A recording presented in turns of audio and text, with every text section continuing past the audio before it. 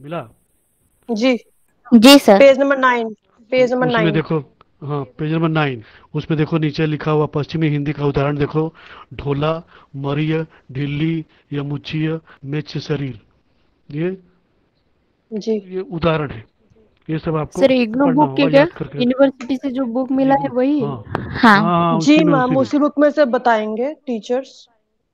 हाँ, तो page number Ruchika 10। Ma'am, बड़ी वाली बुक है ना, उसमें कितना पेज नंबर थोड़ा हाँ बोल बड़ी वाली, दीजिएगा। बड़ी मैम वाली, वो बड़ी वाली, बड़ी वाली। पेज नंबर 9, 29.3.2 प्राकृत पेंगलम। हम्म, उसके बाद पेज नंबर 10 में देखो। 10 में देखो, वहाँ लिखा हुआ है संस्कृत रूप, प्राकृत रूप, आधुनिक रूप। संस्कृत रूप में हृदय है, प्राकृत में हिय बोलते हैं, आधुनिक में हिय या हिया बोलते हैं। हम्म, और नीचे प्राकृत का उदाहरण दिया हुआ है। हम्म, उसके बाद भाषागत प्रमुख विशेषताएं, पेज नंबर 11। जी। भाषागत प्रमुख विशेषताएं, पेज नंबर 11। मिला? जी मिला? सर। जी सर। ओके। जी सर, मिला है। उसके बाद ये उसी तरह आगे बढ़ते जाएंगे। उदाहरण दिया हुआ है, किस वक्त कौन सी भाषा कैसे लोग लिखते थे, प्राकृत में, अपभ्रंश में कैसे। आज ना हमारे पास, हम हिंदी में और उड़िया में और बंगाली में लिखते हैं, तो ये आधुनिक भाषा में आ जाएगी। 29.4, ये साहित्यिक रूप आ गया। Page twenty number nine point 12। Four हाँ नहीं, 13 13। 29.4.1, ये इंपॉर्टेंट है, इसको जरूर लिखना। असाइनमेंट में इसको लिखना जरूरी है। अमीर खुसरो और हिंदवी। उसके बाद कबीर, 29.4.2। सर आज क्या टॉपिक स्टार्ट किए हैं? आज हम लास्ट हिंदी भाषा का विकास स्टार्ट किए हैं। तो इसमें शुरू में जो दो ठो चैप्टर है आपका, हिंदी भाषा का प्रारंभिक विकास और आधुनिक युग में हिंदी भाषा का विकास, ये उतना कठिन नहीं है, इसलिए आपको नोट करवा दे रहा हूँ, उसको आप पढ़ के समझ सकते हैं। उसके बाद ये पढ़ते जाएंगे, सब कुछ नहीं छोड़ेंगे। 29.5.2, 29.5.2, 29.5.3। उसके बाद हिंदी की 29.5.4, उसको मैं अभी आपको लिखाऊंगा, बता दूंगा। उसके बाद 29.6, कैसे खड़ी बोली प्रकाश में आई और साहित्यिक भाषा कैसे बनी, उसके बारे में यहाँ पर लिखा हुआ है। उसके बाद 29.7, ये सबको मिला करके आपको एक नोट तैयार करना है। दक्षिणी हिंदी, पेज नंबर 28। 29.7.2, 29.7.3, ये सब उतना इंपॉर्टेंट नहीं है, फिर भी आप जानकारी के लिए पढ़ लेना। उसके बाद आओ नेक्स्ट चैप्टर, आधुनिक युग में हिंदी भाषा का विकास। इसमें देखो आप पढ़ चुके हैं इसको, जो कि आधुनिक काल में हम लोगों ने जो पढ़ा, आधुनिक काल में भारतेंदु युग, द्विवेदी युग, छायावाद युग, ये सब आधुनिक युग के कवियों ने किस प्रकार हिंदी भाषा को आगे बढ़ाया, ये इस चैप्टर में लिखा हुआ है। यहाँ पर ये सब पढ़ेंगे आप। कहाँ गया पेज नंबर, पेज नंबर, ये सब आप पढ़ेंगे। Page number 39, 30.3, fort William college. Fort William college का हिंदी के, खड़ी बोली हिंदी को आगे बढ़ाने में बहुत बड़ा योगदान है, इसलिए इसको मत छोड़ना। Very very very important. अगर शायद ये फोर्ट विलियम कॉलेज नहीं होता और गिलक्राइस्ट, सर गिलक्राइस्ट नहीं होते, तो आज जो हम हिंदी पढ़ रहे हैं, हिंदी का जो आधुनिक रूप है, ये हमको नहीं मिलता।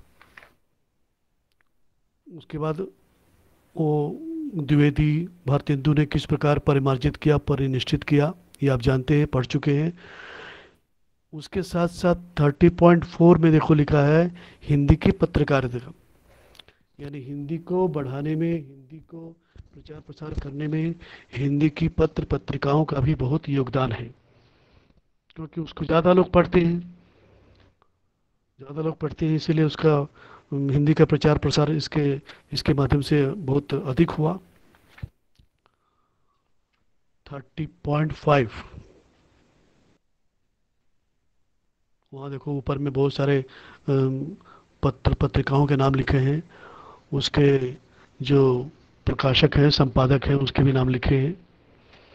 आपको भी जो आप पोस्ट ग्रेजुएट पढ़ रहे हैं, आपको भी कम से कम एक पत्रिका, साहित्यिक पत्रिका मंगानी चाहिए, जिससे आपको मालूम चलेगा कि आज की तारीख में हिंदी की दशा और दिशा क्या है और कहाँ जा रही है। तो वहाँ देखो आपका लिखा हुआ है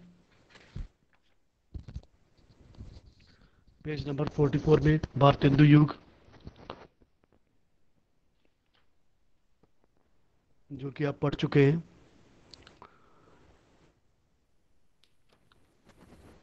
उसके बाद द्विवेदी युग, इसको भी आप पढ़ चुके हैं। हो गया। उसके बाद आ जाइए हिंदी के बढ़ते चरण, इसको मैं आपको लिखाऊंगा बाद में। पहले आप हेडिंग दीजिए देवनागरी लिपि का विकास।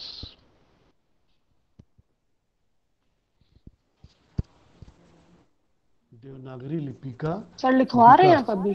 हाँ, अभी मैं लिखवाना शुरू किया। ये तो हो गया 2 चैप्टर, उसको पढ़ना, उसमें किस प्रकार हिंदी भाषा आगे बढ़ी, हमने प्राकृत में देखा, हमने सिद्धों की भाषा को देखा, वो सब उसमें आपकी किताब में है, बस उसको आपको याद रखना है, नोट बनाना है। और आधुनिक युग में हिंदी भाषा का जो विकास हुआ वो भारतेंदु के आगमन से हुआ, द्विवेदी के आगमन से हुआ, छायावाद के कवियों द्वारा हुआ, बाकी आगे वो बढ़ती रही।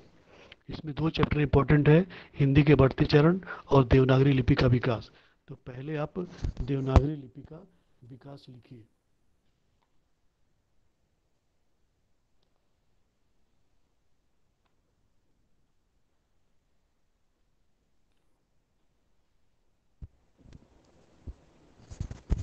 तो इसमें देखो क्या होता है कि ये तो मालूम नहीं किस दिन से भाषा का जन्म हुआ, किस दिन से ये लिपि का आविष्कार हुआ, लेकिन धीरे धीरे वो लोगों का मानना है कि ये ईश्वर की ही देन है। जब ऋग्वेद लिखा गया, ब्रह्मा ने ऋग्वेद की रचना की, यजुर्वेद की रचना की, ये सब रचना जब की, तो उसी वक्त से लिपि का भी निर्माण शुरू हो गया, लिपि का भी विकास धीरे धीरे होने लगा। कुछ लोग मिस्र को और बेबीलोनिया को और वहाँ के जो लोग निवासी हैं वो लोग उनके हिसाब से, मतलब वे अपने दिव्य पुरुष को लिपि का आविष्कारक मानते हैं, कुछ लोग अपने दिव्य पुरुष को लिपि का आविष्कारक मानते हैं। लेकिन मुख्य बात यह है कि जैसे जैसे हम आगे बढ़ते गए, हम कुछ न कुछ लिखते गए, बोलते गए, तब जाके धीरे धीरे लिपि का विकास हुआ। ये एक दिन की प्रक्रिया नहीं है, वर्षों की, और मतलब वर्षों की ये प्रक्रिया है। तो जिसमें जब पहले नहीं लोग जानते थे, तो उस वक्त चित्रलिपि, पहले लिखो चित्रलिपि, चित्रलिपि। तो चित्रलिपि में क्या होता था, पहले वो देवी देवताओं को चित्र बनाता था, सूर्य चंद्रमा का, पेड़ पौधों का, पशु पक्षियों का, मिट्टी के ऊपर, कभी पत्थरों के ऊपर, ऐसे वो चित्र वो बनाने लगा। जैसा वो देखता था वैसा वो चित्र बनाने लगा। उसके बाद लिखो ध्वनि लिपि।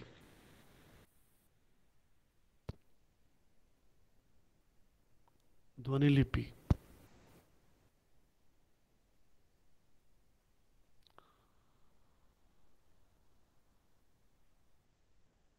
इसमें इसके 2 भेद हैं, अक्षरात्मक लिपि और वर्णात्मक लिपि। अक्षरात्मक लिपि और वर्णात्मक लिपि।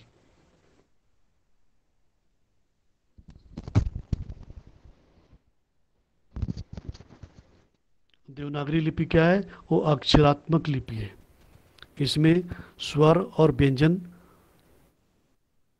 दो प्रकार के अक्षरों का प्रयोग किया जाता है, स्वर और व्यंजन। लिखे अक्षरात्मक लिपि, वर्णात्मक लिपि। तो अक्षरात्मक लिपि में वो अक्षर के माध्यम से हम आगे बढ़ते हैं, और देवनागरी में दो प्रकार के मिलते हैं तुम्हारे अक्षर, एक स्वर के रूप में और एक व्यंजन के रूप में। उसके बाद लिखो भारतीय लिपियां, हेडिंग देना भारतीय लिपियां।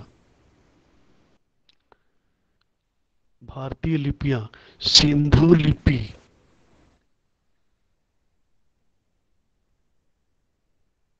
इस लिपि के नमूने,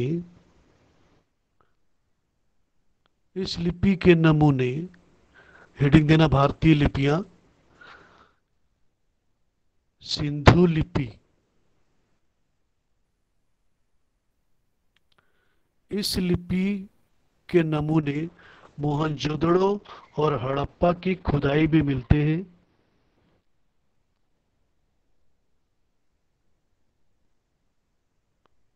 इसके कुछ अक्षर चित्रलिपि मोहनजोदारो और क्या सर?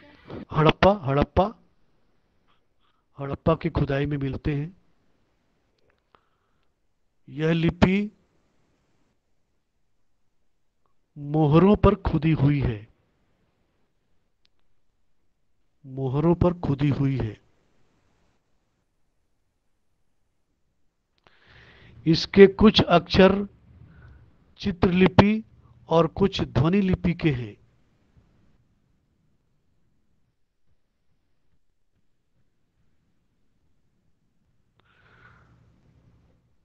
कुछ लोग इसे सुमेरी लिपि अक्षर कुछ सर कुछ अक्षर के लिखे, कुछ अक्षर चित्रलिपि के और कुछ ध्वनि लिपि के।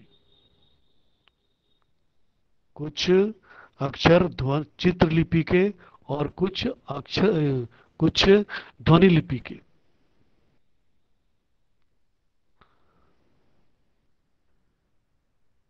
कुछ लोग इसे सुमेरी लिपि से,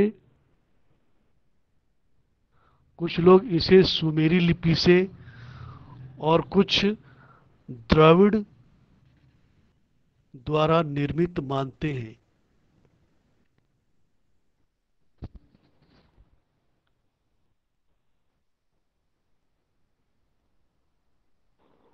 सर ये लाइन थोड़ा रिपीट करिएगा। कौन सा? कुछ लोग कुछ लोग इसे सुनहरी लिपि से और कुछ द्रविड़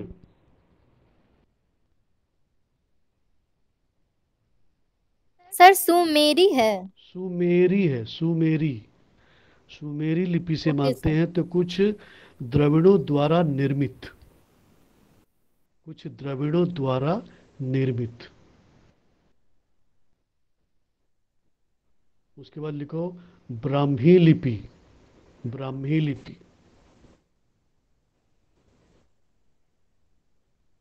ब्राह्मी भारत की प्राचीन लिपि थी।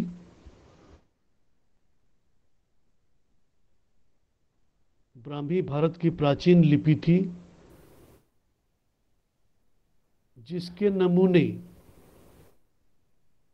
नेपाल और अजमेर जिले के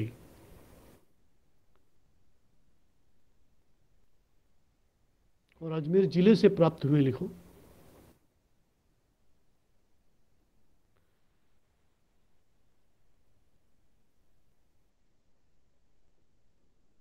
इन शिलालेखों का समय 500 ईसा पूर्व, इन शिलालेखों का समय 500 ईसा पूर्व और 350 ईसा पूर्व के बीच माना गया है।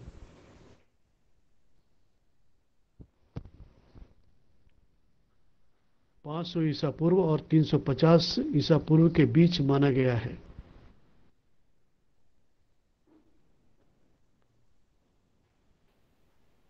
कुछ लोग इसका संबंध सृष्टिकर्ता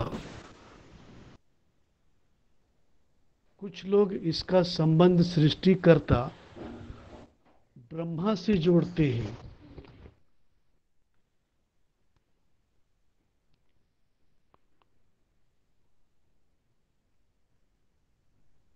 लिख रहे हो तो? जी सर। जी सर। हाँ,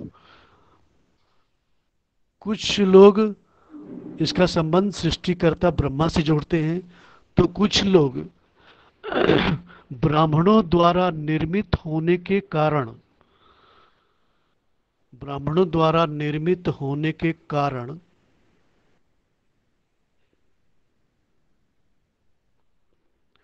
ब्राह्मी शब्द की व्युत्पत्ति मानते हैं।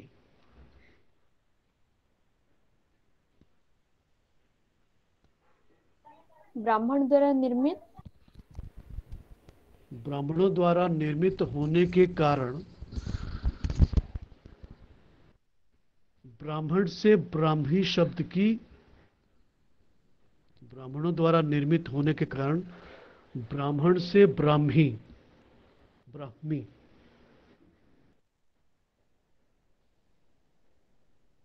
ब्राह्मी कैसे लिखेंगे? ब्रा, ह में म लगाना, म में ह मत लगाना, ह में म लगाना। जी सर। हाँ, उच्चारण में गलती लोग करते हैं। देखो उच्चारण में कैसे गलती करते हैं वो लोग। मतलब एक्चुअली वो हो जाता है वैसा, वो ब्राह्मण बोलते हैं, लेकिन जो एक्चुअली क्या है, ब्राह्मण है, ब्राह्मण है, ब्रह्मा नहीं है, ब्रह्मा है, ब्रह्मा है। लेकिन क्योंकि उसमें वो महाप्राण है, इसीलिए वो उसको बोलने में कठिनाई होती है। इसीलिए म क्योंकि अल्प प्राण है, इसीलिए वो पहले आ जाता है, इसीलिए म को लोग पहले बोल देते हैं। हो गया। उसके बाद लिखो, उसमें बहुत सारे पाश्चात्य विद्वानों का भी मत है। कोई चीनी से मानता है, कोई और कहाँ से, मिस्र से मानता है, और जो जैसा मान सका। उसके बाद आप नेक्स्ट लिखिए खरोष्टी लिपि। खरोष्टी लिपि यह भारत की दूसरी प्राचीन लिपि थी। सर हाँ, सर ब्राह्मणों द्वारा निर्मित होने के कारण ब्राह्मी शब्द, उसके बाद उसे छोड़ ही दिए होने के कारण लगभग। ब्राह्मी शब्द की व्युत्पत्ति, ब्राह्मी शब्द की व्युत्पत्ति मानते हैं। मानते हैं, ठीक है सर। हो गया। जी सर। उस पर लिखिए खरोष्टी लिपि। यह भारत की दूसरी प्राचीन लिपि है।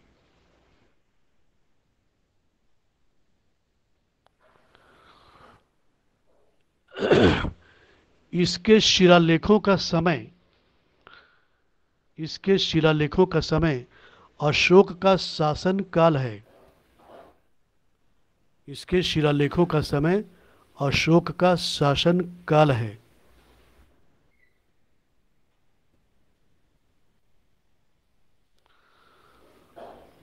प्राचीन शिलालेख, प्राचीन शिलालेख शाहबाजगढ़ी, प्राचीन शिलालेख शाहबाजगढ़ी और मानसेरा से प्राप्त हुए हैं।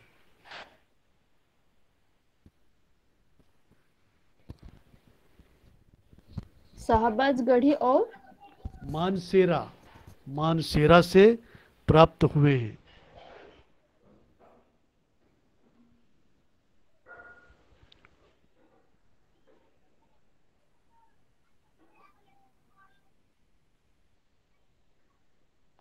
उसके बाद लिखो देवनागरी लिपि का विकास। देवनागरी लिपि का विकास, हेडिंग देना इंपॉर्टेंट है यहां से। देवनागरी लिपि का विकास ब्राह्मी लिपि से हुआ।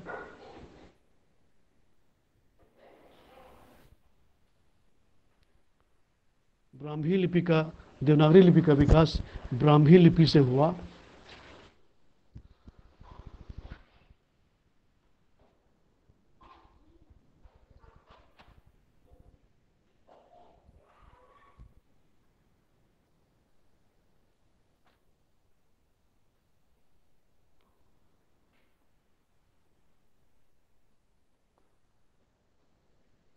ब्राह्मी लिपि, ब्राह्मी के विकास के या ब्राह्मणी लिपि के विकास के 3 चरण माने जाते हैं।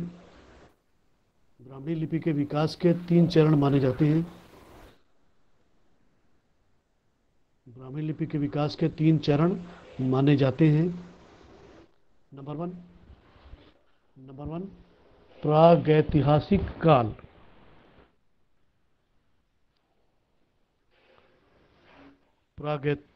प्रागैतिहासिक काल।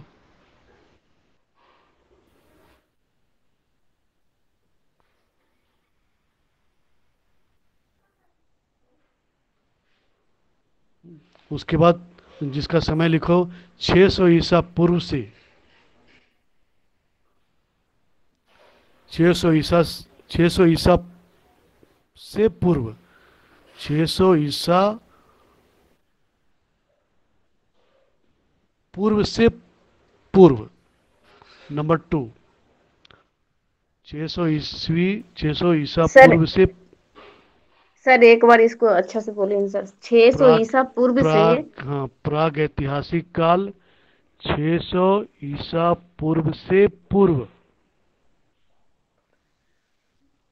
जी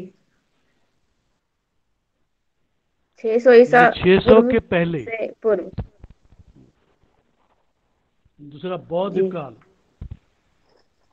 बौद्ध काल 600 ईसा पूर्व से 350 ईस्वी तक। 600 ईसा पूर्व से 350 ईस्वी तक।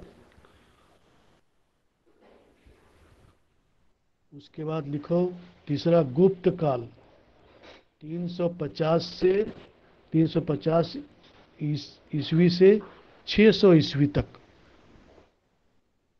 गुप्त काल 350 ईस्वी से 600 ईस्वी तक।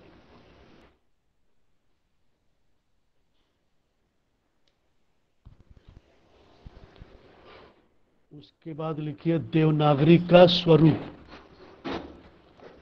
सर आवाज नहीं आया सर। इसका कितना काल बोले सर? देवनागरी 350 ईसा पूर्व से। 350 सर ईसा पूर्व 350 से ईसा खत्म। 350 ईसा पूर्व से अब उसके बाद कितना ईस्वी तक सर? ईस्वी तक बोले ना, नहीं सुनाई पड़ा। हाँ 600 600 600 600 600। गुप्त काल 350 ईस्वी से 600 ईस्वी तक। फिर से बोल रहा हूँ, प्रागैतिहासिक काल 600 ईसा पूर्व से पूर्व। बौद्ध काल 600 ईसा पूर्व से 350 ईस्वी तक। गुप्त काल 350 ईस्वी से 600 ईस्वी तक।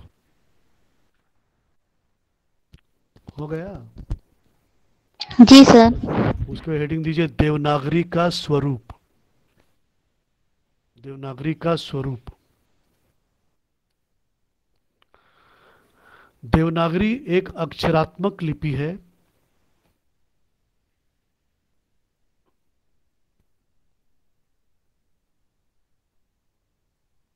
अक्षरात्मक लिपि है। लिपि लिपि।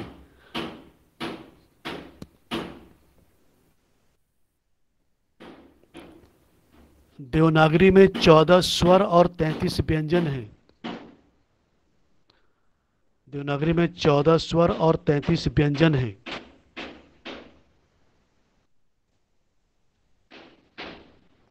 14 स्वर अ आ इ ई उ ऊ री ए ओ अंग अह।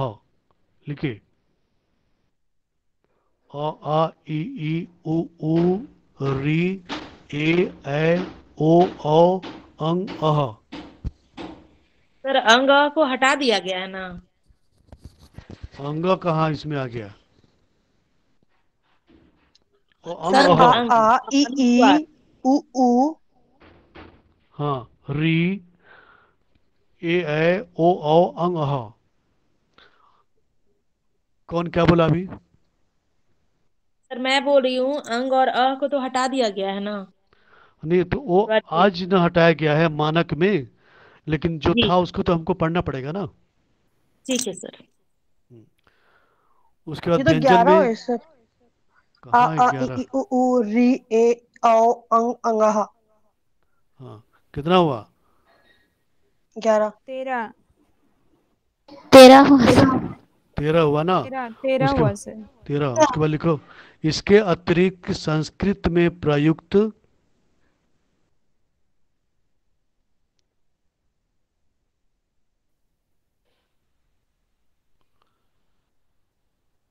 लरी, ल के नीचे रेफ, जो कृपा वाला लगाते हैं, लरी, प्रयुक्त लरी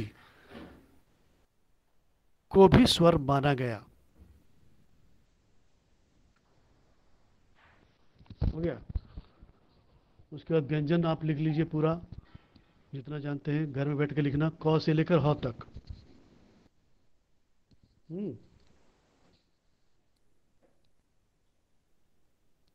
क ख ग घ ङ, च छ ज ञ, ठ ठ ड ण, थ थ द ध न, प फ ब म, य र ल व, श मूर्धन्य स, दंत्य स, ह। हो गया? उसके बाद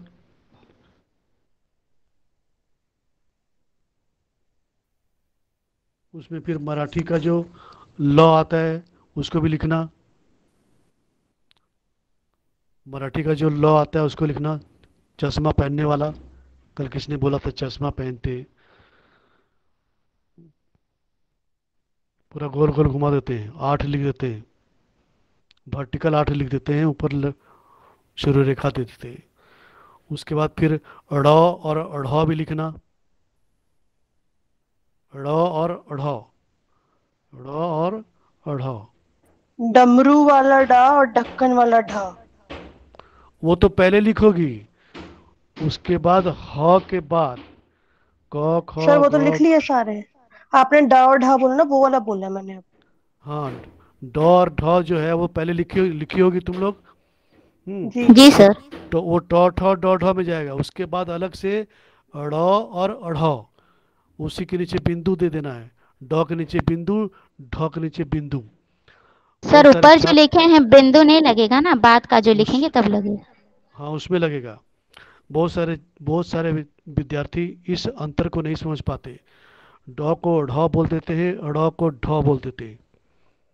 अरे ड को ड़, अड़ को ड बोल देते हैं, ढ को अढ़, अढ़ को ढ बोल देते हैं। हो गया? जी सर। उस सर हाँ, सर ये स्टार्टिंग में जो आप लिखवाए हैं चित्रलिपि, उस ये क्या है सर? आप उसके बाद फिर चर्चा नहीं की इसका। चित्रलिपि, ये हम लिपि की चर्चा कर रहे हैं, है ना? ये जी चित्रलिपि, ब्राह्मी लिपि, यानी पुराने ज़माने में तो कुछ, तो हम लोग तो उतना पढ़े लिखे नहीं थे, कैसे क लिखे कैसे ख लिखे कुछ तो मालूम नहीं था। तो इसीलिए मतलब वो चित्र के माध्यम से अपने विचारों को लोग प्रकट किया करते थे। ये लिपि पुराने जमाने की है ना? ये सब यानी वो तुम्हारा चित्रलिपि, खरोष्टी लिपि, ब्राह्मणी लिपि, ये पुराने ज़माने की है, जब सभ्यता धीरे धीरे आरंभ हो रही थी। अक्षर ज्ञान नहीं था उस वक्त। उस जी वक्त ब्रह्मा ने ऋग्वेद भी नहीं लिखा था, उस समय की ये बात है। आप इतिहास के पन्नों को पलटना जरा, तो आपको हर चीज़ समझ। आपकी किताब में कहाँ पर पेज नंबर में दिखाऊं? पेज नंबर 8, ब्लॉक 8 का पेज नंबर 80 देखिए, 80, पेज नंबर 80 देखिए। जी सर।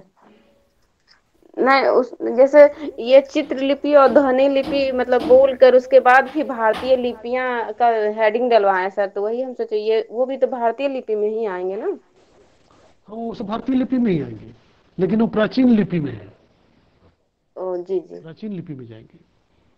उसके ऊपर ज़्यादा माथाभारी नहीं करना है, समझी? जी पेज नंबर 80 देखे, पेज नंबर 80 में जी सर। जी उसमें सर वो देखो समझ पूरा, में नहीं आ रहा वो पूरा चार्ट आपका में। डिटेल उसमें दिया हुआ है, कैसे क लिखते थे कैसे ग लिखते थे। एक चीज़ मैं आपको बताऊं, देखो पहले वहाँ पर देखो, क देखो, क देखो कैसे लिखा हुआ है। पहले केवल प्लस के रूप में लिखते थे, वो धीरे धीरे बदलते बदलते बदलते बदलते क, आज 20वीं शताब्दी में क कैसे लिखा गया। 10वीं 11वीं 12वीं 13वीं 14वीं वहाँ के पूरा लिस्ट दिया हुआ है। समझ में आई बात? जी सर। इसको ध्यान से घर में देखना। उसके बाद नेक्स्ट पेज में जो तुम्हारा बाकी जो है ना वो बाकी जो लिपियां उसके बारे में चर्चा की गई है पुरानी किताबों में।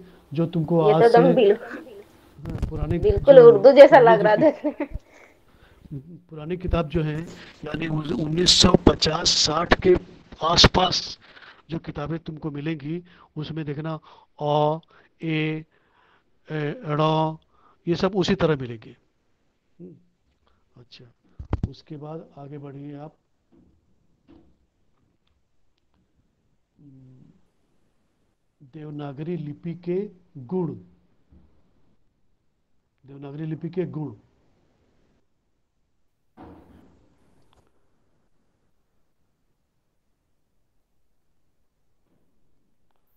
देवनागरी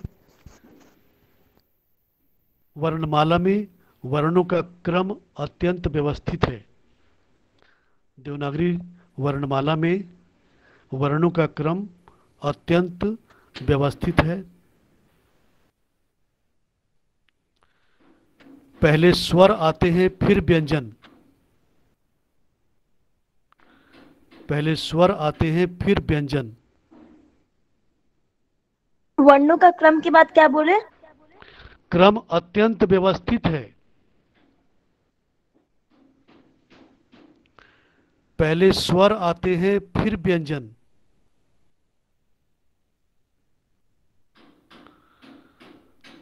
प्रत्येक वर्ग में प्रत्येक वर्ग में अघोष अल्प प्राण। प्रत्येक वर्ग में अघोष अल्प प्राण, अघोष महाप्राण, घोष अल्प प्राण, घोष महाप्राण। सर प्रत्येक वर्ग में अल्पघोष।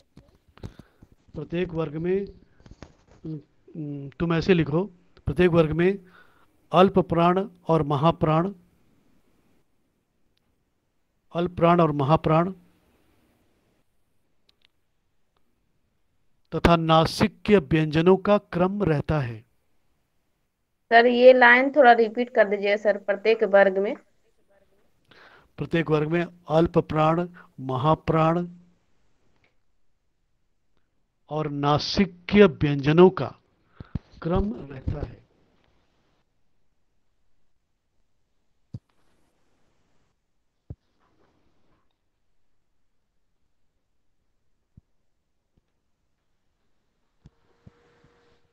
क्रम रहता लिखे। फिर आगे लिखो, देवनागरी क्या बोले में सर? लिपि नासिक चिन्हों व्यंजनों के का। नाम। सर नासिक व्यंजनों का क्या बोले वो वर्ड? क्रम मिलता है। देवनागरी में लिपि लिपि चिन्हों के नाम।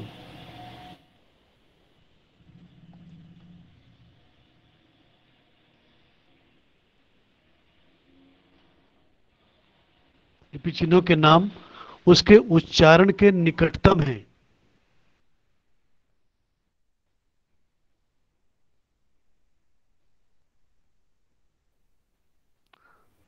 फिर नेक्स्ट, देवनागरी में एक सर ध्वनि उच्चारण के निकटतम है।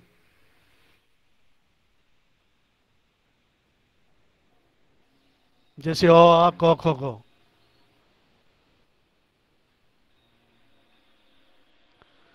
नेक्स्ट, देवनागरी में एक ध्वनि के लिए एक ही लिपि चिन्ह है। देवनागरी में एक ध्वनि के लिए एक ही लिपि चिन्ह है।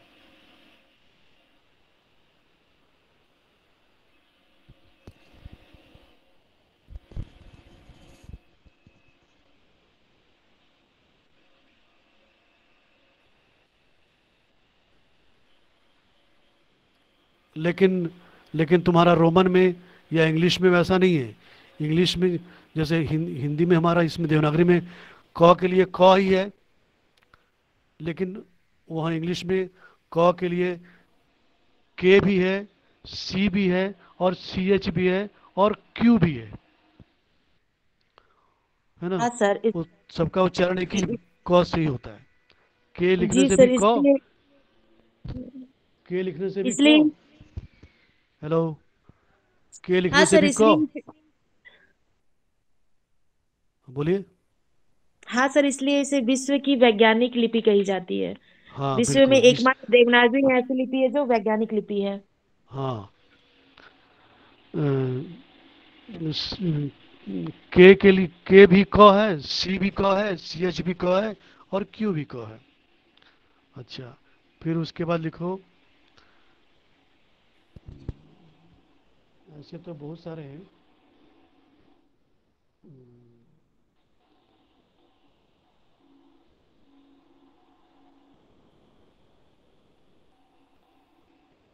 सातवीं शताब्दी में, वो खत्म हो गया, आगे बढ़ना, पैराग्राफ चेंज करना।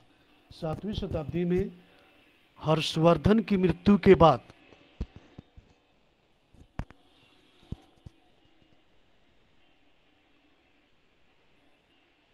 अनेक छोटे छोटे राज्य अनेक छोटे छोटे राज्य स्थापित हो गए,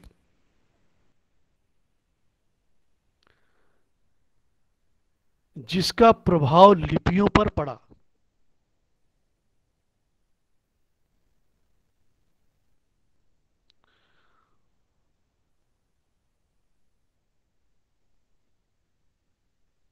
लिखे? क्या लिखे, जरा बोलो तो जरा। 7वीं शताब्दी में हर्षवर्धन के मृत्यु के बाद अनेक हम्म छोटे छोटे राज्य स्थापित हुए, हाँ, वहाँ जिसका प्रभाव एक मिनट, लिपियों। एक मिनट। वहाँ छोटे छोटे, वहाँ एक शब्द जोड़ो, छोटे छोटे राज्य उत्तर भारत में स्थापित हो गए। छोटे छोटे राज्य उत्तर भारत में स्थापित हो गए। जी सर। जिसका प्रभाव लिपियों पर पड़ा। उत्तरी भारत की लिपि 3 लिपियों में विभक्त हो गई। उत्तरी भारत की लिपि 3 लिपियों में विभक्त हो गई।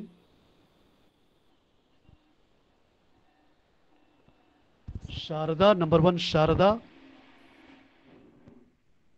नंबर 2 कुटिल सर रिपीट कर दीजिए, उत्तरी भारत की लिपि 3 लिपियों में विभक्त हो गई। शारदा, कुटिल और नागर।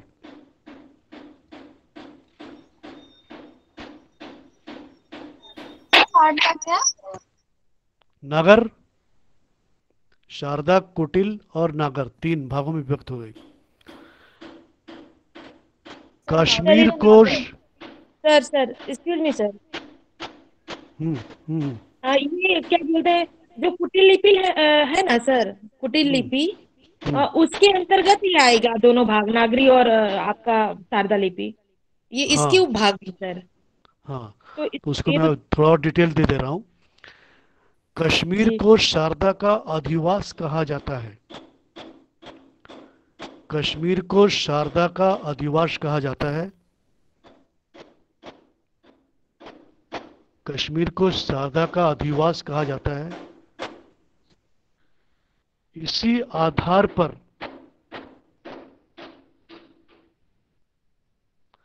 इसी आधार पर वहां की लिपि का नाम शारदा हुआ।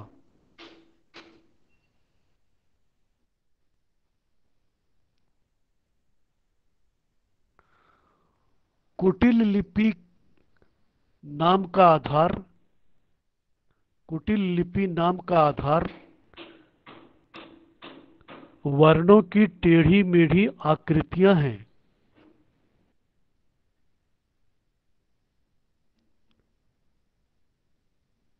इसलिए इसे कुटिल लिपि भी कहा गया। टेढ़ी मेढ़ी। टेढ़ी मेढ़ी। आकृतियां, जो क ख ग सब टेढ़ा मेढ़ा है ना, इसीलिए टेढ़ा होने के कारण इसे कुटिल लिपि कहा गया। नागरी लिपि के नाम के संबंध में भी नागरी लिपि के नाम के संबंध में भी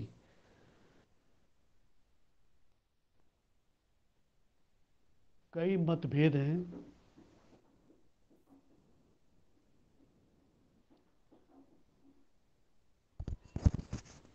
सर सर ये सेंटेंस फिर से बोल दीजिए। नागरी लिपि के नाम के संबंध में भी कई मतभेद हैं। वहां पर आप लिख सकते हैं, आचार्यों ने अपने अपने मत दिए हैं, भाषाविदों ने अपने अपने हिसाब से उसको मतलब परिभाषित किया है। पहले एक सेकंड। नाग लिपि ही नागरी लिपि है। पहले नाग लिपि ही नागरी लिपि है।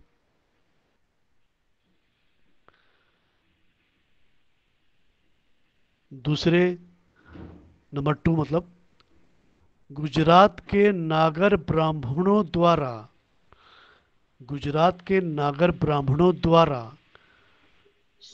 प्रचलित किए जाने के कारण, सर और एक बार ये बोल दीजिए। गुजरात के नागर ब्राह्मणों द्वारा प्रचलित किए जाने के कारण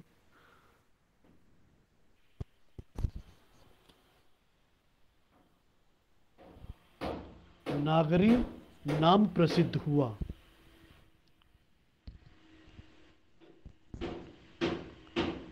और तीसरा, इसका संबंध नगर से होने के कारण नागरी नाम पड़ा।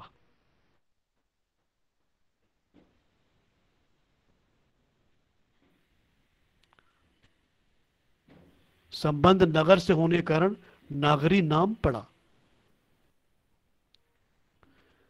नागरी के 4 क्या लिखे, नागरी नाम पढ़ा, जिसे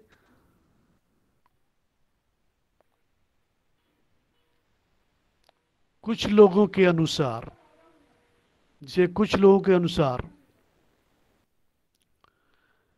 देवभाषा संस्कृत का इस लिपि में लिखे जाने के कारण, सर देवभाषा संस्कृत का इस लिपि में लिखे जाने के कारण इसे देवनागरी भी कहा जाता है।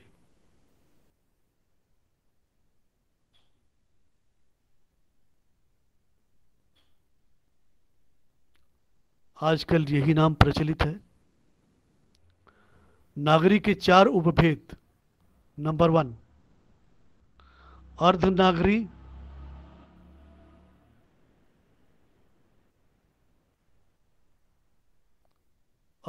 हाइफन दे के पश्चिम भारत,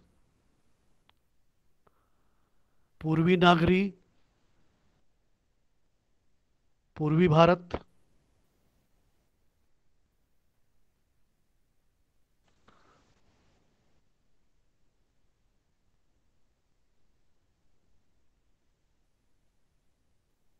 नंदी नागरी दक्षिण भारत,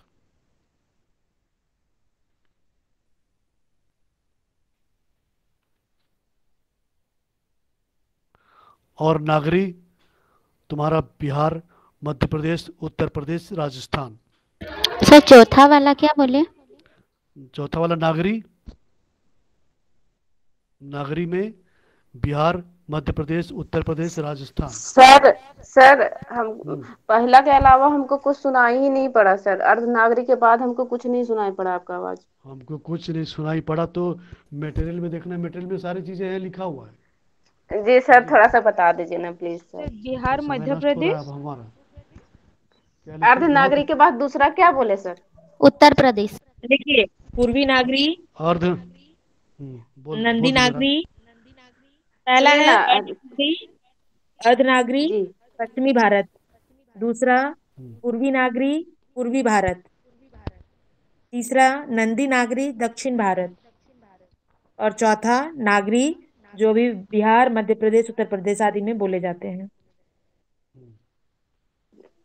तीसरा क्या बोले प्रीति जी? तीसरा नंदी नागरी, नंदी नागरी, नंदी। नंदी घोषा। ब्रैकेट में क्या वो है? दक्षिण दक्षिण भारत। भारत। सर अर्धनगर में कौन सी भारत है बोलिए? बिहार, मध्य प्रदेश और उत्तर प्रदेश। सिर्फ नागरी राजस्थान, में। राजस्थान पश्चिम भी है। भारत। राजस्थान भी सर। राजस्थान भी। और चौथा चौथा अर्धनागरी, अर्धनागरी में सिर्फ पश्चिम भारत है। अर्धनगरी में और सर उत्तर सिर्फ पश्चिम भारत है। तो पश्चिम नागरी में भारत सिर्फ में पश्चिम तुम्हारा भारत। फिर फिर पश्चिम तो भारत में पहला फिर पहुंच पूरा आज, प्रीति हाँ, अब एक एक राज्य का नाम थोड़ी लिया जाएगा। पश्चिम भारत में तुम्हारा प्रीति वो, मैम चौथा क्या बोले, नहीं सुनाई पड़ा। चौथा नागरी नाग, बोले। नागरी। नागरी ने बिहार, बिहार, मध्य प्रदेश, उत्तर प्रदेश। उसके बाद हेडिंग दो, हिंदी के बढ़ते चरण।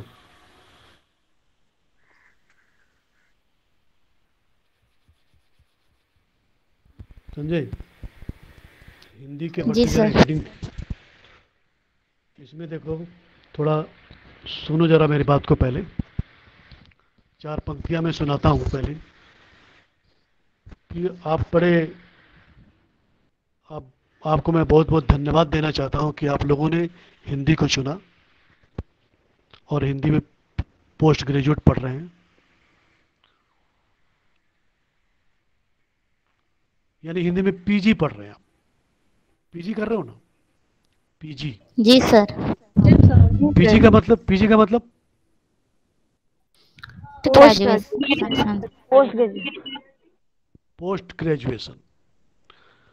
ये आप कहते हैं, लेकिन मेरी परिभाषा ये है कि पी और जी, समझे? पी और जी।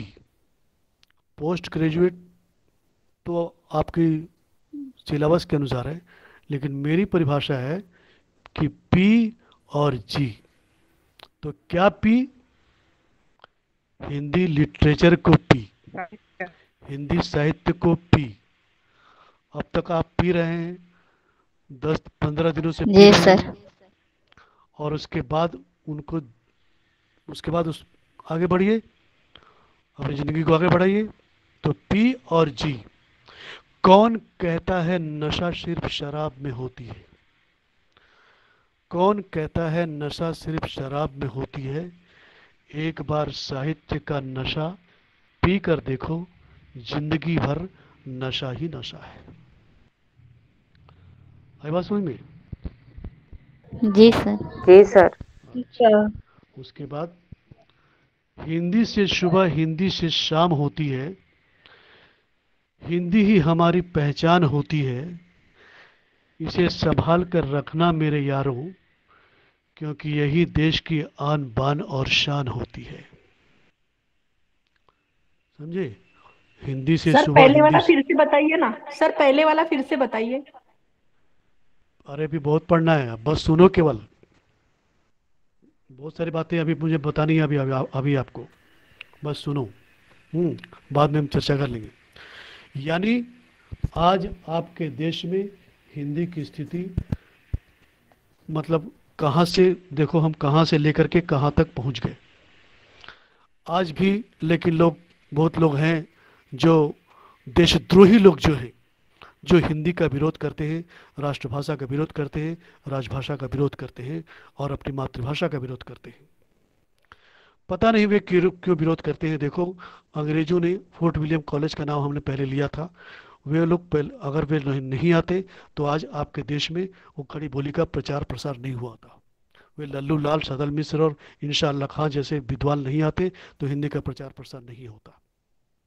और आज हिंदी, मतलब जो लोग अपने जो लोग अपने जीवन में इसको आत्मसात नहीं करते, जो लोग इसको दकियानूसी मानते हैं, जो लोग इसको अपना स्टेटस नहीं मानते, जो लोग इसको बोलने से शर्म की महसूस करते हैं, वो सोचते हैं कि इसको बोलने से, इसको लिखने से उनका प्रोफाइल घट जाएगा, उनका स्टेटस कमज़ोर हो जाएगा।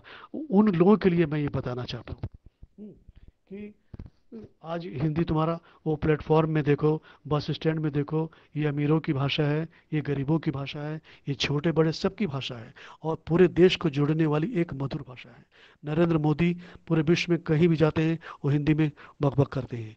रामदेव भी कहीं भी जाते हैं तो हर जगह हिंदी में ही बोलते हैं, वो अंग्रेजी नहीं बोलते कि वो अपना बुंदेलखंडी और दूसरी ओरिजिनल भाषा नहीं बोलते। यहाँ तक कि तुम बॉलीवुड में देखो, हिंदी फिल्म में देखो, सीरियल देखो, न्यूज़ चैनल देखो, सोशल मीडिया देखो, उस सब में हिंदी ही चलता है, क्योंकि उनको मालूम है कि इसी में प्रचार प्रसार में लोगों को हम इसी की भाषा में हम अपनी बात को दुनिया तक पहुंचा सकते हैं।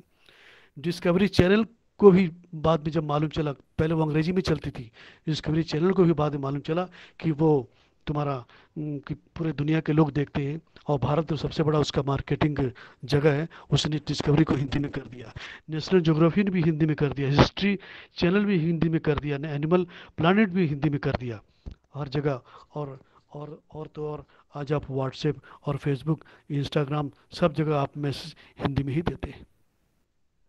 तो कैसे कह सकते हैं कि ये कमज़ोर भाषा और ये राष्ट्रभाषा के लायक नहीं। हिंदी का महत्व तो आपने पढ़ा है, बहुत सारा इतिहास पढ़ा है, हिंदी का उच्चारण और लेखन परंपरा के बारे में भी हमने पढ़ा। और आज हिंदी की विधाओं में भी देखो, हिंदी कहानी, नाटक, उपन्यास, महाकाव्य और कोश साहित्य दुनिया भर की चीज़ लिखी जा रही है, और जिसमें तुलसीदास, सूरदास, राहुल सांकृत्यायन, प्रेमचंद ने क्या क्या नहीं किया हिंदी को बढ़ाने के लिए, हिंदी को प्रचार प्रसार करने के लिए। आज मज़े की बात सुनो, आप अपने घर में हिंदी में बोलते हो, आप बाज़ार में जाते हो हिंदी में बोलते हो, मार्केट में हिंदी बोलते हो, बस स्टैंड में हिंदी बोलते हो, माता पिता के साथ हिंदी में बोलते हो, यहाँ तक कि आपके जब विवाह होता है, विवाह में भी संस्कृत में या हिंदी में बातचीत करते हो या अपने क्षेत्रीय भाषा में बात करते हो। तो फिर हिंदी से इतना विरोध क्यों? दक्षिण भारत में लोग हिंदी का विरोध करते हैं, वे लोग देशद्रोही लोग हैं जो अपनी मातृभाषा, अपनी माता की भाषा को नहीं पहचानते। एक मज़े की बात तुमको बताता हूँ, है ना, ऐसी बातें हैं। फ्रेंच भाषा जो नाम सुनते हो ना, फ्रेंच भाषा, वो 13वीं शताब्दी तक इंग्लैंड की भाषा थी।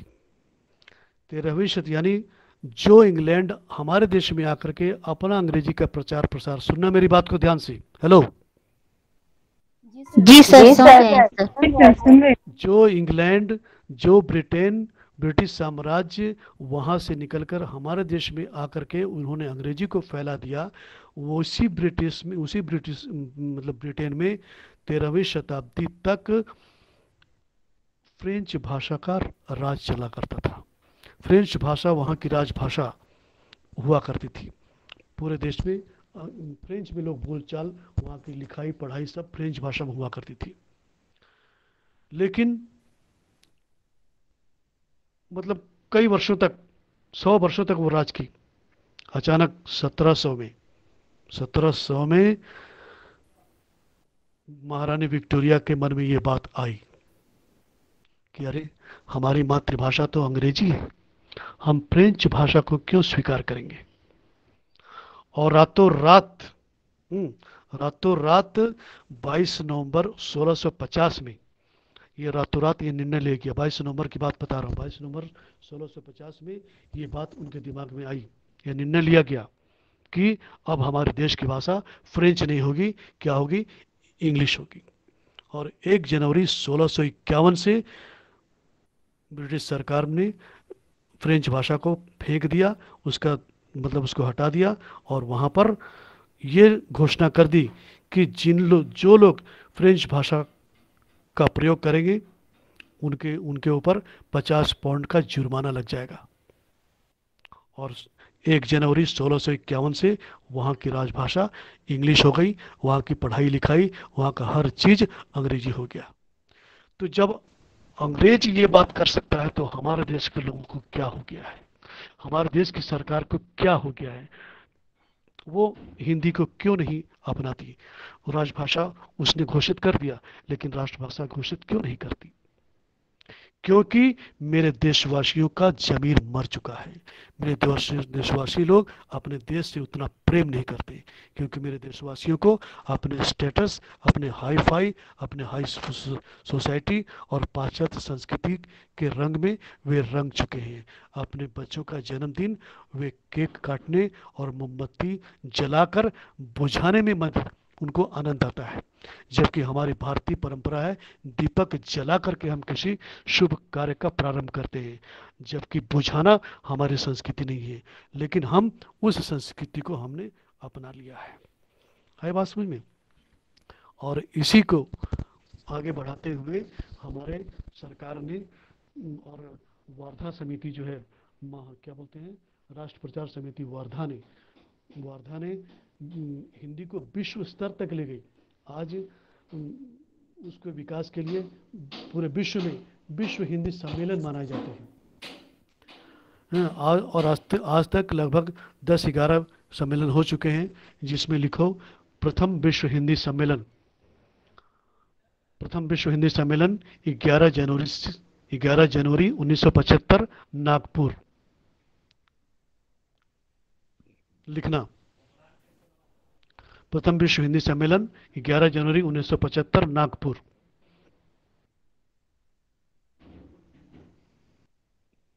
समझे? जहां पर चर्चा क्या हुई, विश्व हिंदी पीठ की स्थापना की जानी चाहिए और हिंदी को अंतर्राष्ट्रीय स्थिति पर वहां पर चर्चा की गई। नंबर 2, द्वितीय विश्व हिंदी सम्मेलन 20 अगस्त 1976 मॉरिशस। द्वितीय विश्व हिंदी सम्मेलन मॉरिशस 20 अगस्त 1976, जिसमें 100 कहाँ पे बोले सर, और एक बार बोल दीजिए। द्वितीय विश्व हिंदी सम्मेलन 20 अगस्त 1976 मॉरिशस।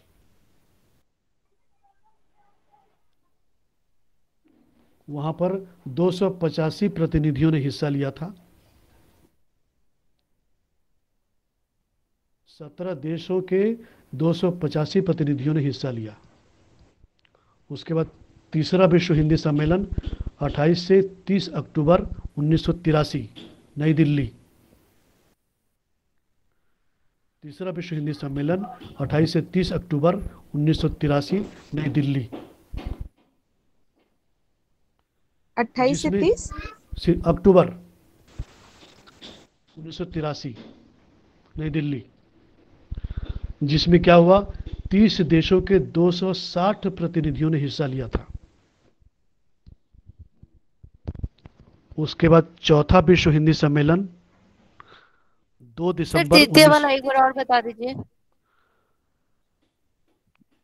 तीसरा 28 से 30 अक्टूबर 1983। जी सर। जल्दी लिखिए, बहुत सारा है। चौथा विश्व हिंदी सम्मेलन 2 दिसंबर 1993 मॉरिशस।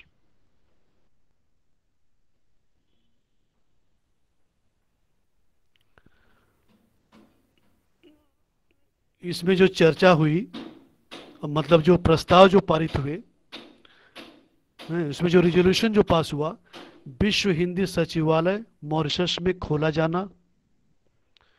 विश्व हिंदी सचिवालय मॉरिशस में खोला जाना, यानी वर्ल्ड हिंदी सेक्रेटेरिएट मॉरिशस।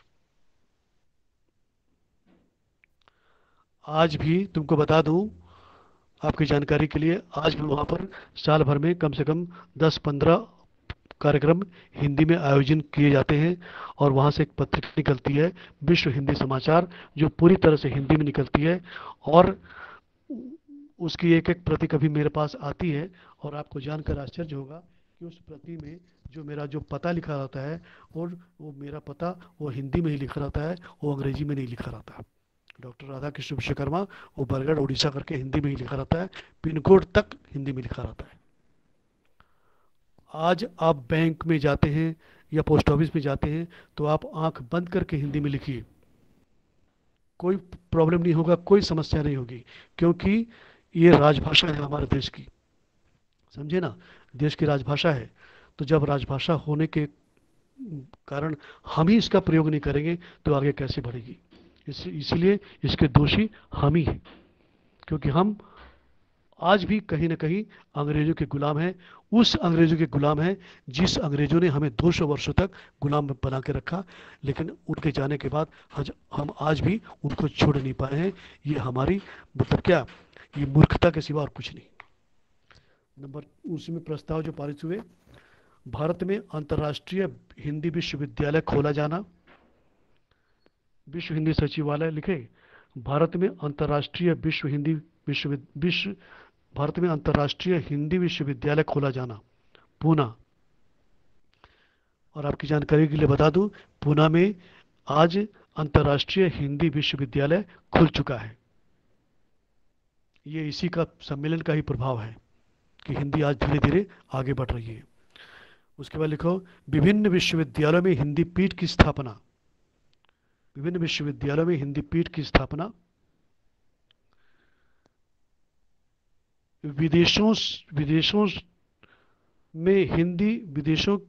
में हिंदी पत्र पत्रिकाओं का प्रकाशन। सार्वजनिक कार्यों में हिंदी का प्रयोग। हो गया लिखे। उसके बाद 5वां विश्व हिंदी सम्मेलन।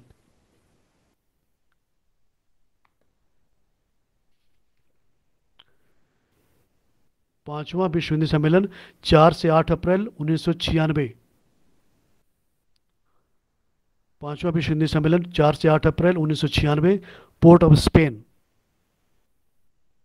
पोर्ट ऑफ स्पेन ये कहाँ है पता है? वेस्ट इंडीज में।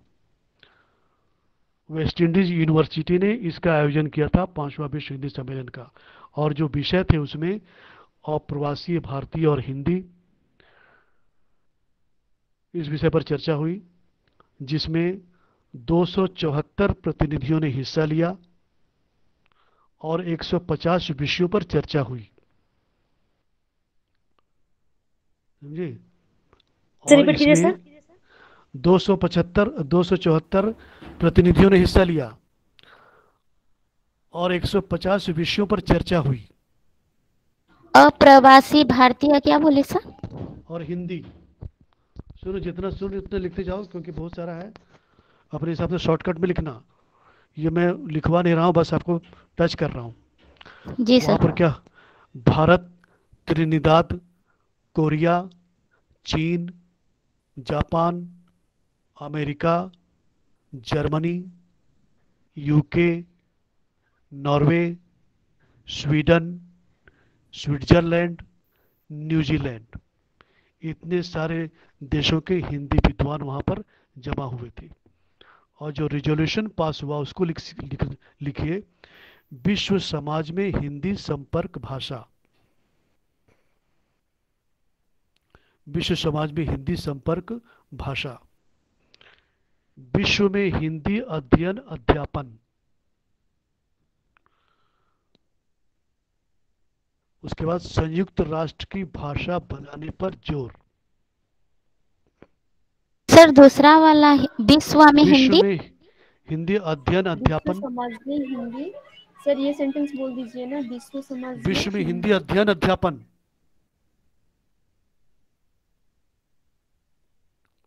उसके बाद संयुक्त राष्ट्र की भाषा बनाने पर जोर। ये 3 रिजोल्यूशन पास हुए।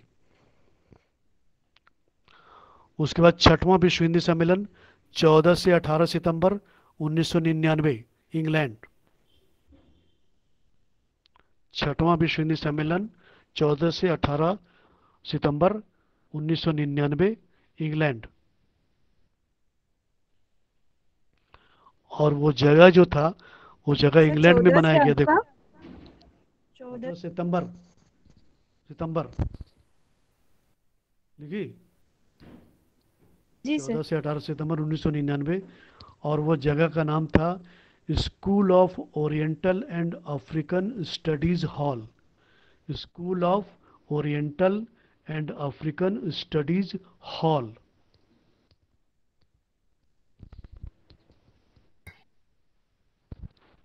Sir school of oriental and African studies hall, इस जगह में वो प्रोग्राम किया गया।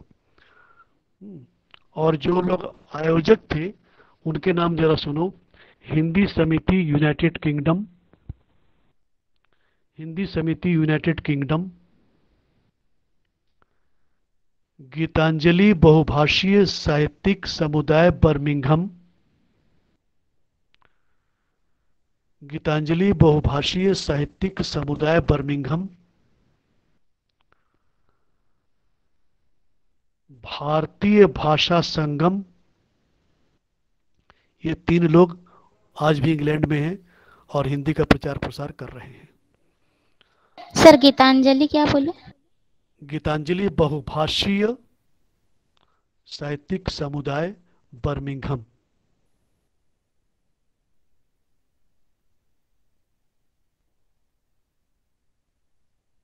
लास्ट वाला सर?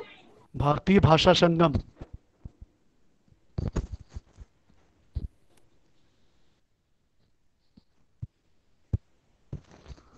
इसमें देखो 2500 लोग वहां पर उपस्थित थे और जो रेजोल्यूशन जो पास हुआ, रेजोल्यूशन को लिखिए। हिंदी को संयुक्त राष्ट्र संघ की मान्यता,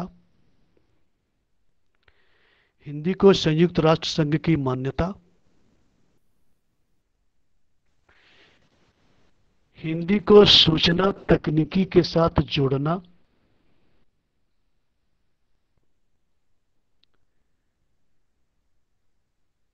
विज्ञान और तकनीकी लेखन,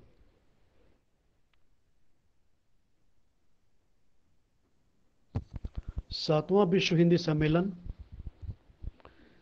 6 से 9 जून 2003, सूरीनाम, पारामारिबो।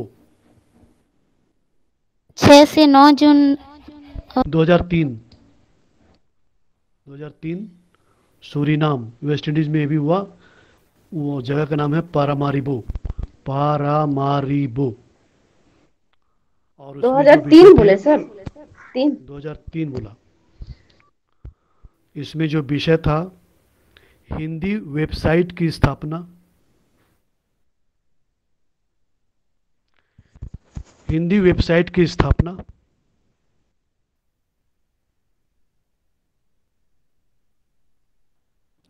विश्व हिंदी दिवस का पालन, विश्व हिंदी दिवस का पालन।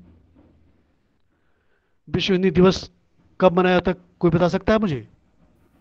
हाँ सर, 14 सितंबर। 14 सितंबर। 10 जनवरी। 10 नहीं जनवरी। सर, 14 सितंबर 1932 को 1942 को इसको स्वीकार किया गया था राजभाषा और राजभाषा के रूप में। मैं क्या पूछ रहा हूं, आप क्या उत्तर दे रही हैं? 14 सितंबर को सर हिंदी दिवस। मैं पूछ रहा हूं विश्व हिंदी दिवस कब मनाया जाता है? 14 सितंबर, 10 जनवरी। 10 जनवरी। 10 जनवरी को मनाया। 14 सितंबर को सर मनाया जाता है। अरे यार डूब मरो जा करके। 14 सितंबर को हिंदी दिवस मनाते हैं और विश्व हिंदी दिवस 10 जनवरी को मनाते हैं। 10 जनवरी सर। हाँ, हिंदी पढ़ने चले हो तुम लोग, हिंदी दिवस कब मनाते हैं इतना तुम लोग को मालूम नहीं है। डूब के मर जाना चाहिए। कैरिबियन हिंदी परिषद की स्थापना, उसी में लिखो कैरिबियन हिंदी परिषद की स्थापना।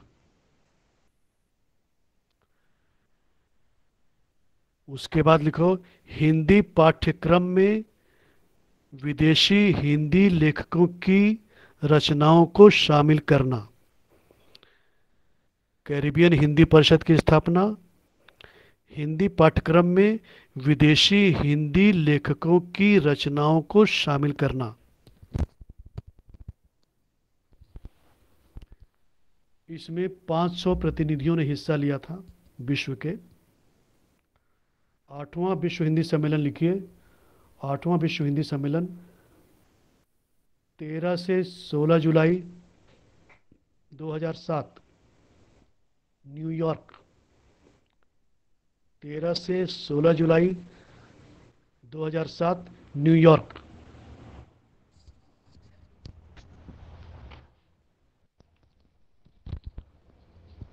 उसमें विषय जो थे हिंदी का वैश्वीकरण, हिंदी का वैश्वीकरण लिखे, हिंदी का वैश्वीकरण। उसके बाद मीडिया में हिंदी, मीडिया में हिंदी। साहित्य में अनुवाद, साहित्य में अनुवाद। उसके बाद हिंदी बाल साहित्य,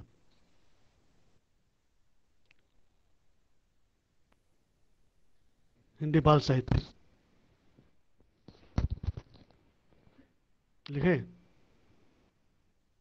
जी सर। अगर मैं आपको जानकारी के लिए बता दूं, अगर आप आज भी बाल साहित्य लिखते हैं, बच्चों के लिए पुस्तकें लिखते हैं, तो आपको भारत सरकार पुरस्कृत करेगी और आपको पुरस्कार से सम्मानित करेगी। लेकिन बाल साहित्य, क्योंकि आजकल बाल साहित्य लोग नहीं लिखते, लंबी चौड़ी वो टेक्नोलॉजी की, विज्ञान की, साइंस की लंबी चौड़ी क्या क्या किताबें अनाप शनाप लिखते हैं, लेकिन बच्चों के ऊपर कौन लिखता है, जबकि बच्चों के ऊपर ज़्यादा जरूरी है। लोग बच्चों के ऊपर नहीं लिखते कि बच्चों को कैसे पालन पोषण करना चाहिए, उनकी उनकी मेंटेलिटी क्या होती है, उनकी मनोदशा क्या होती है, उनका मतलब कैसे वो आगे बढ़ते हैं, कैसे वो किस चीज़ को सोचते हैं, समझते हैं, तमाम चीज़ें। तो ये बाल साहित्य। 9वां विश्व हिंदी सम्मेलन 22 से 25 सितंबर 2012। 9वां विश्व हिंदी सम्मेलन 2012, 22 से 25 सितंबर, जोहान्सबर्ग।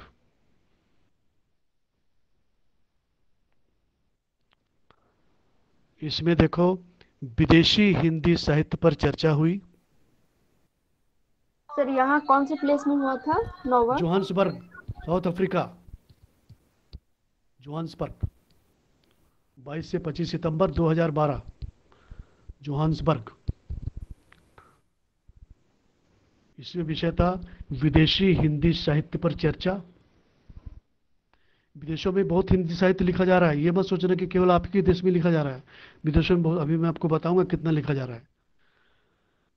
नंबर 2 बाल साहित्य। उसके बाद हिंदी लेखकों का विदेशी पुस्तकों में जोड़ा जाना, हिंदी लेखकों का विदेशी पुस्तकों में जोड़ा जाना। अनुवाद साहित्य। उसके बाद लिखिए 10वां विश्व हिंदी सम्मेलन, 10वां विश्व हिंदी सम्मेलन 10 से 12 सितंबर 2015, भोपाल।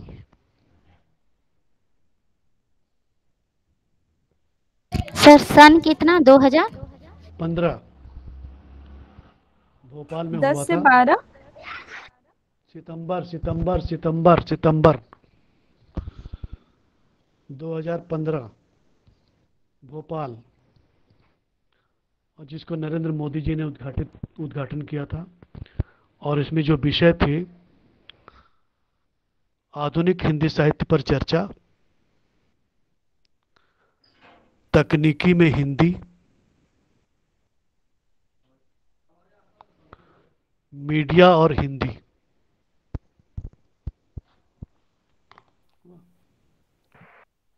इसके बाद और भी एक दो और हुए विश्व हिंदी सम्मेलन, उसको आप देख लेना बाद में। इसके बाद सुनो क्या होता है सर। आज। सर ये तकनीकी क्या है? तकनीकी क्या है, कौन बताएगा मुझे? तकनीकी मतलब होता है टेक्नोलॉजी। सर विज्ञान के वृद्धि के कारण जो बदलाव आ रहे हैं। तकनीकी के मतलब समझ में आया? टेक्नोलॉजी, टेक्नोलॉजी को हिंदी में तकनीकी बोलते हैं। हुआ? जी सर। अच्छा, उसके बाद थोड़ा सुनो और अपने हिसाब से लिखना। आज तुम्हारे विश्व के 110 विश्वविद्यालयों में हिंदी पठन पाठन की सुविधा है, और जिसमें वो देश हैं अमेरिका, कनाडा, रूस, Britain, Germany, Holland, Denmark, Italy, Africa, Sri Lanka, Bhutan, चीन, जापान, थाईलैंड, वर्मा, ये सब जगह यहाँ की यूनिवर्सिटी में हिंदी पढ़ी जाती है और पढ़ाई जाती है। और वहाँ पर स्नातक और स्नातकोत्तर की भी शिक्षा दी जाती है। उसके साथ साथ पीएचडी की उपाधि भी आप इन विश्वविद्यालयों से प्राप्त कर सकते हैं। समझे? कोरिया में भी 4 वर्षों का अध्ययन होता है। पोलैंड में, रशिया में, बुल्गारिया में कई वर्षों से, आज़ादी के समय के बाद से ही वहाँ पर हिंदी में पठन पाठन चल रहा है। उसके बाद आज विश्व के तुम्हारे कोई ऐसा प्रांत नहीं, कोई ऐसा देश नहीं, कोई ऐसा जगह नहीं जहाँ पर भारतीय नहीं रहता हो और हिंदी में बात नहीं करता हो। नॉर्वे में 8 से 10 हज़ार भारतीय लोग, उससे ज़्यादा ही लोग निवास करते हैं। और वहाँ पर परिचय पहचान नामक पत्रिका भी निकलती है हिंदी में। अप्रवासी टाइम्स, शांति दूत पत्रिका, ये सब नॉर्वे से निकलती है।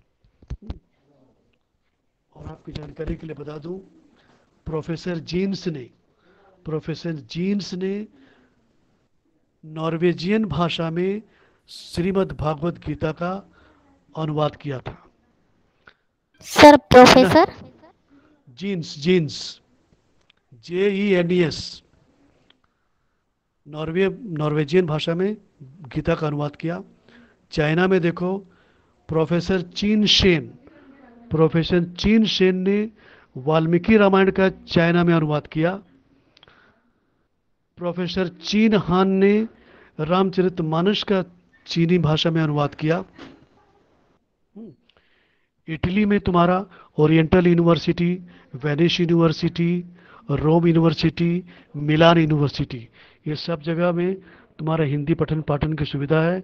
और गोदान का भी इटालियन भाषा में अनुवाद हुआ है। और गोदान एक ऐसी पुस्तक है जिसका हर भाषा में अनुवाद हो चुका है। नीदरलैंड में तुम्हारा वार्धा का पाठ्यक्रम भी पढ़ाया जाता है और रत्ना और कोविद की परीक्षाएं भी दी जाती है। जापान में महात्मा बुद्ध के प्रभाव के कारण हिंदी का वहाँ बहुत बोलबाला है। वहाँ के बच्चे लोग हिंदी को पढ़ते हैं। अभी करीब कुछ दिन, 1 हफ्ते पहले मैं देख रहा था कि वहाँ के बच्चे एक लाइब्रेरी में बैठे हुए हैं और मीराबाई को पढ़ रहे थे। वहाँ पर वो दिखा रहा था नेट में, मीराबाई को लोग पढ़ रहे हैं। और वहाँ पर ज्वालामुखी और जापान भारती और सर्वोदय पत्रिका, ये 3 पत्रिका जापान से निकलती है। और सबसे अच्छी विदेश में स्थिति मॉरिशस में। मॉरिशस में देखो 5 लाख से अधिक लोग हिंदी बोलते हैं। और वहाँ पर बिहार के और उत्तर भारत के और तुम्हारे दक्षिण भारत के बहुत सारे लोग वहाँ निवास करते हैं। और वर्ल्ड हिंदी सेक्रेटेरिएट की व्यवस्था भी वहीं पर की गई है। और एकमात्र देश मॉरिशस जो हिंदी शिक्षण को प्रोत्साहन के लिए वो अनुदान भी देता है और पैसे भी देता है। और वहाँ पर अभी कुछ दिनों पहले एक विश्व कवि सम्मेलन, करीब 2-3 दिन पहले विश्व हिंदी कवि सम्मेलन मनाया गया था। हिंदी दिवस वहाँ बड़े जोर शोर से मनाया जाता है।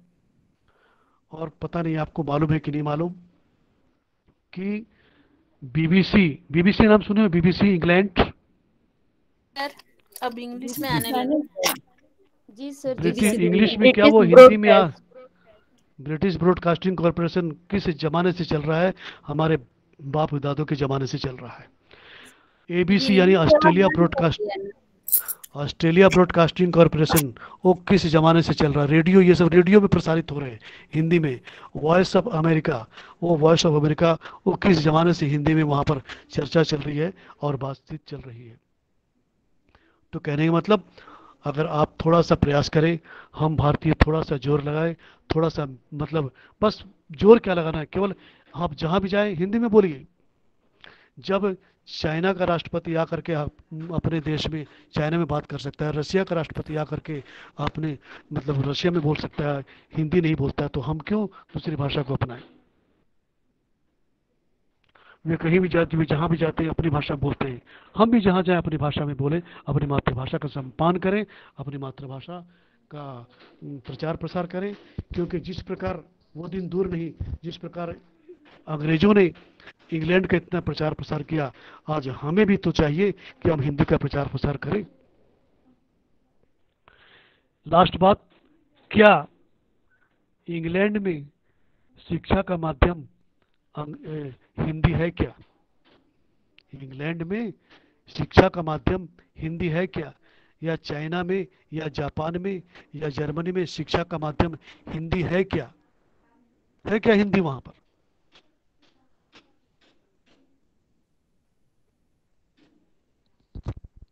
हेलो जी सर, आवाज आ रही है। जी सर। जब चाइना में, इंग्लैंड में और जर्मनी में और यूरोपियन कंट्रीज में शिक्षा का माध्यम हिंदी नहीं है, सब अपनी अपनी राष्ट्रभाषा में शिक्षा दे रहे हैं, तो मेरे देश में क्यों हम अंग्रेजी में शिक्षा का माध्यम अंग्रेजी में क्यों करें? हमें